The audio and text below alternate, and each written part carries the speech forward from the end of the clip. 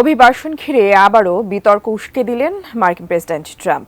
আদালতের নির্দেশ অমান্য করে ভেনেজুয়েলার 238 নাগরিক সহ 261 ব্যক্তিকে এল সালভাদোরের কারাগারে পাঠিয়েছেন তিনি। এর আগে হাতকড়া ও শিকল পরিয়ে ভারতীয় নাগরিকদের ফেরত পাঠানোর ঘটনায়ও সমালোচনার মুখে পড়ে তার প্রশাসন। ট্রাম্প প্রশাসনের অবৈধ অভিবাসীদের কট্টর অবস্থানের নজির আরেকবার দেখা গেল।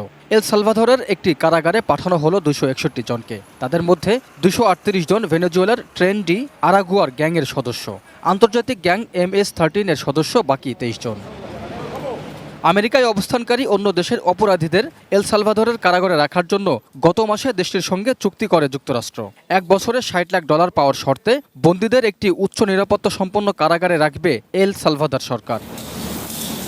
ট্রেন্ডি আরাগুয়ার সদস্যদের দ্রুত প্রত্যাবর্তনের জন্য যুদ্ধকালীন আইন ব্যবহারের নির্দেশ দেন মার্কিন প্রেসিডেন্ট ট্রাম্প।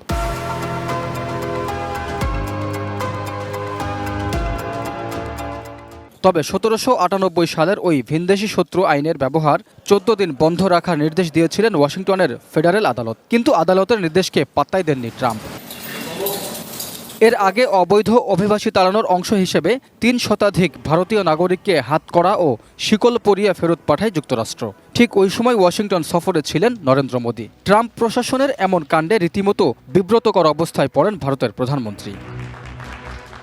অন্যদিকে টালমাটাল অবস্থার মধ্যে দুঃসংবাদ পেয়েছেন আমেরিকায় বসবাসরত গ্রিন কার্ডধারীরা। মার্কিন ভাইস প্রেসিডেন্ট জেডি ভ্যান্স হুঁশিয়ার করে বলেছেন, গ্রিন কার্ডধারীদের চিরকাল যুক্তরাষ্ট্রে থাকার অধিকার নেই। ভ্যান্সের এই মন্তব্য অভিবাসন ঘিরে বিতর্ককে আবারও উস্কে দিয়েছে। Raihan Munshi, desk report, ATN news.